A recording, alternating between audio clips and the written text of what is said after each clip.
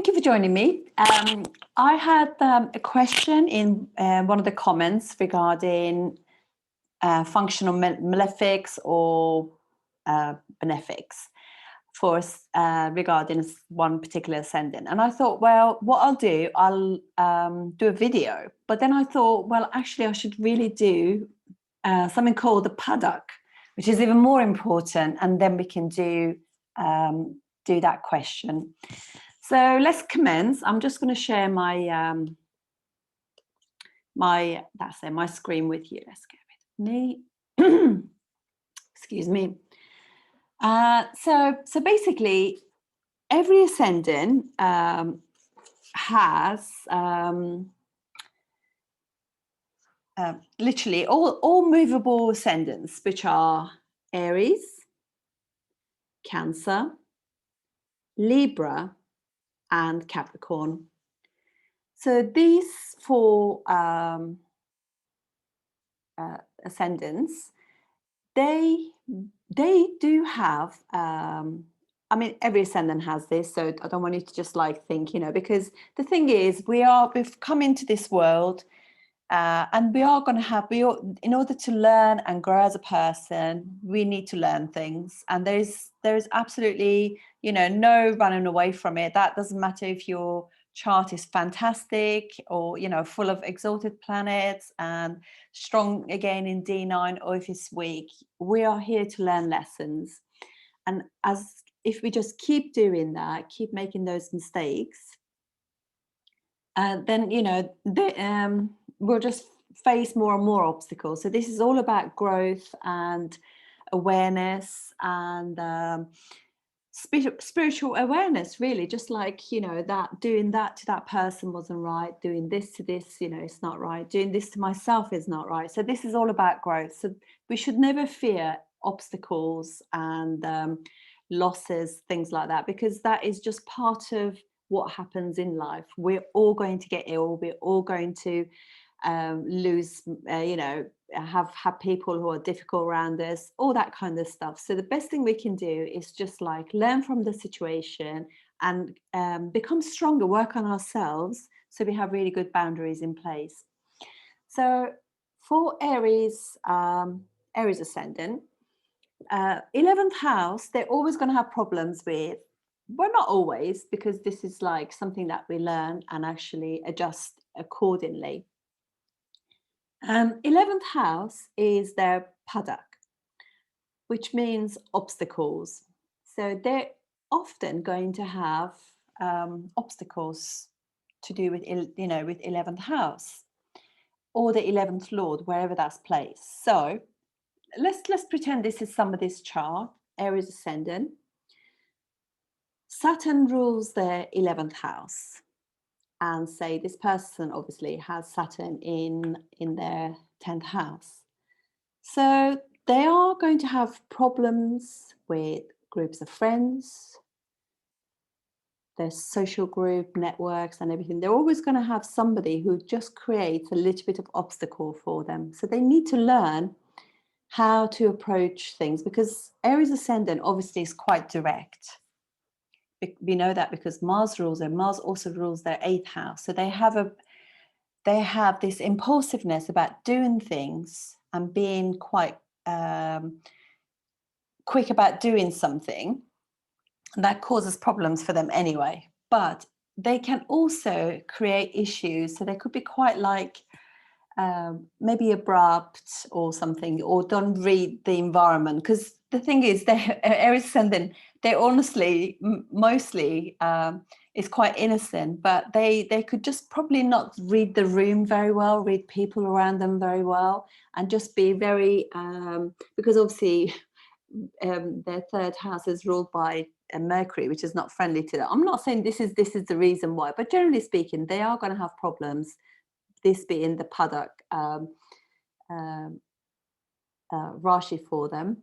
And then obviously the ruler of that is Saturn. So they're going to, they naturally going to have issues amongst their groups of friends, networks, and also because it's gone into the 10th house for this person, they're going to have problems at work. So and what that means also, they've got to be careful because 11th house is second house is from your 10th house, so it could all that those obstacles that they go, they need to learn from, could actually affect the gains that they have from their job as well. So for this person, so that is important as well. That doesn't mean that's for every Aries ascendant. So I mean, if that Saturn, for example, was in the third house there, so again, they got to be careful with how they communicate, how they are with their siblings, how they are with their, all of those things. They just got to be careful with all of those things.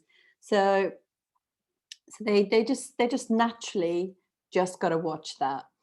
And if say that Saturn was, for example, being the padak lord, say if it was in their I don't know, let's say fifth house.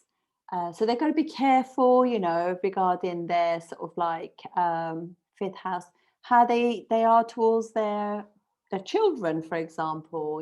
Just you don't want to lose your relationship with your children by being, not really thinking about what you're saying to them. They also is the house of investments as well. So if Saturn was there, so you'd be careful about your investments, that kind of thing.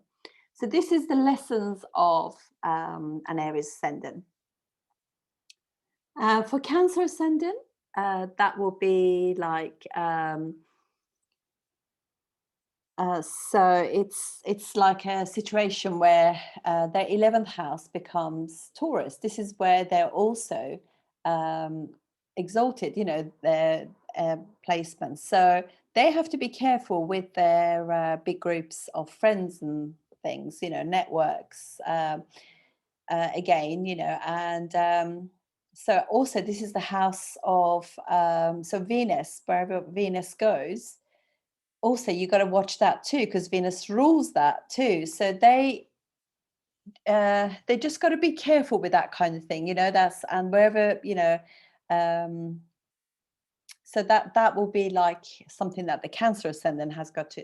And Venus also, like rules female friends as well. So again, that's another thought for Cancer ascendant. Libra ascendant, their 11th house is the Sun. And Sun is obviously debilitated in the first house for them. They got to, so they got to be really careful that too much wanting to achieve and gain and accolades, certification, all of that, all that sort of stuff. Or maybe just too much focus on hanging around, because obviously this is house of like, nobility and everything. Too much focus on that kind of thing can also, like hanging out with really sort of powerful people, can actually bring a bit of downfall for them as well. So then you look at this house, Leo, and then also where Sun goes too. You also got to watch the planets in that house as well, and be careful around those sort of significations as well. So that will be another important thing to do. It's very interesting, isn't it? Capricorn ascendants, so their 11th house will be Scorpio. So for them as well, it is crucial to be aware of Mars and Scorpio. So wherever Mars is, that will be a point of focus as well. So that rashness and everything of Mars got to be, it's important to actually bear that in mind too. And then we have fixed signs. Fixed signs always got to be careful of the 9th house. So if I just go to the next ascendant, so it makes it easier to see. So for example, Taurus ascendant, their 9th house will be Capricorn, and actually Saturn will be the ruler of that. So for this chart, I would probably say to them, they're going to have problems in like long distance travel, maybe just sort of do all your homework before you go somewhere. Education, they could have breaks in their education. Father, they could have issues with father, things like that. It's very important to just kind of like, it doesn't mean that it's forever, but it just highlights the kind of things that can happen for them. The next fixed sign is Leo. Leo is very much like to do, for example, it's so the ninth house from there will be Aries. So again, too much focus on self, me can also bring that down as well. Again, father, the father could be also very egotistical, if you like. So ego can bring them down, that kind of thing. And then the next fixed sign will be Scorpio, and for them, their padak and house will be like Cancer, and so moon can all cause them issues as well. So you watch all of those things, and just like there could be obstacles like problems with emotions, obviously fourth house things, sorry, not fourth house thing, Cancer stuff and the moon, those kind of things can also create obstacles for them, not being able to let go, holding on to, all that kind of stuff. So it is really, really important to watch that.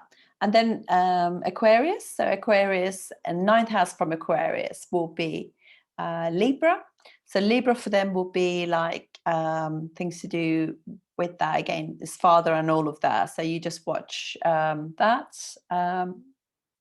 And then also the ruler, which will be Venus, where that goes as well. So that's very important as well.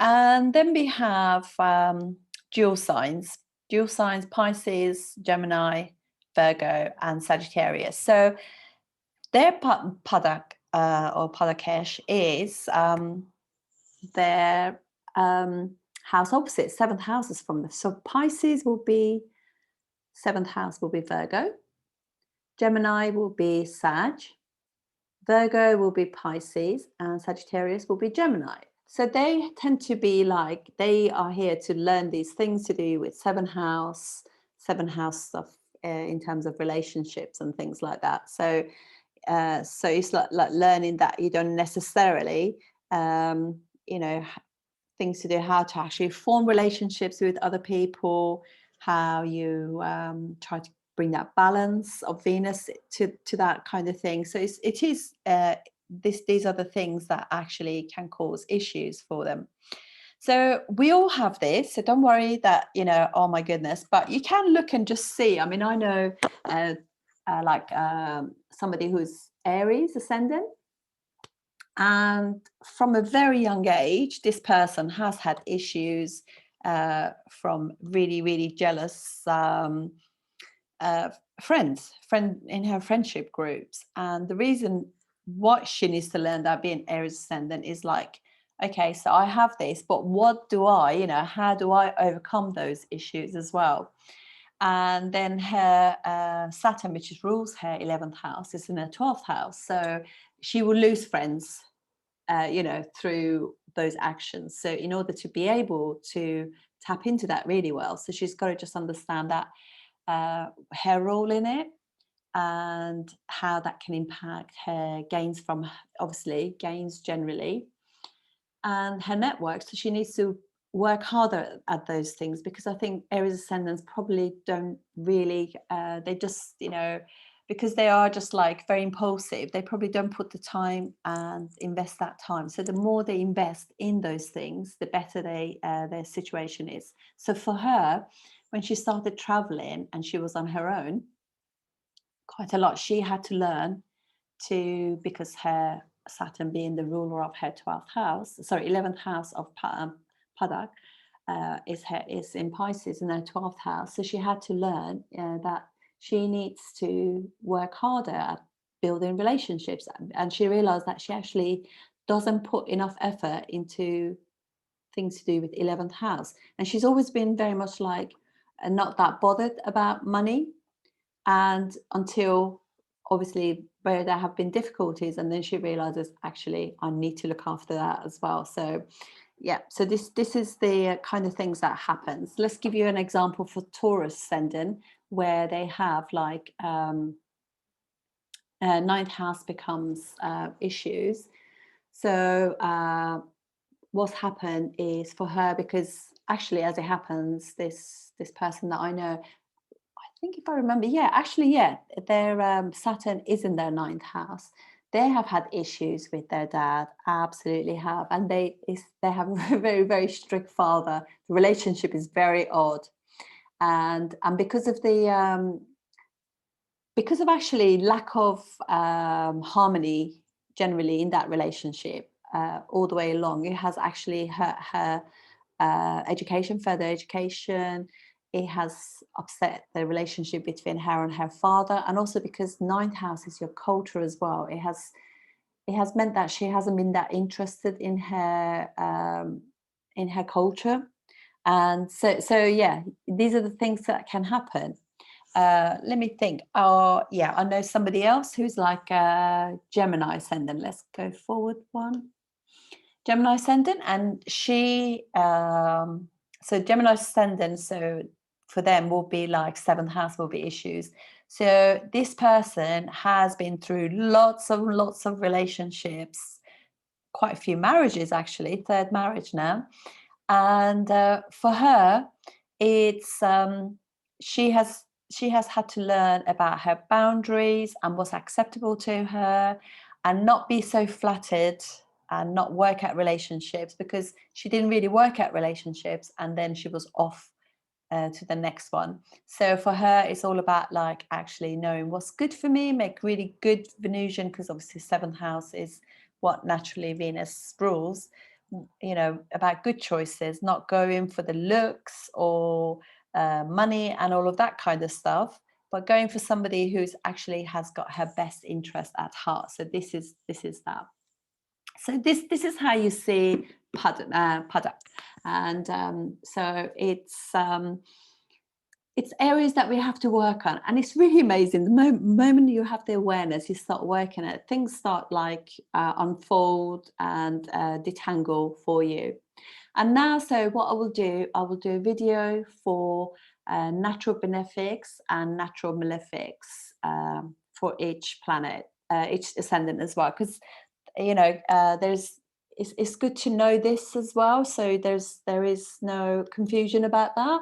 So but it's always worthy knowing that we are here to learn lessons, and these lessons are sometimes a little bit harsh, but this is what we're here for, to learn lessons and go from there. So anyway, guys, thank you very much for watching this, and I look forward to seeing you on the next video. Thank you.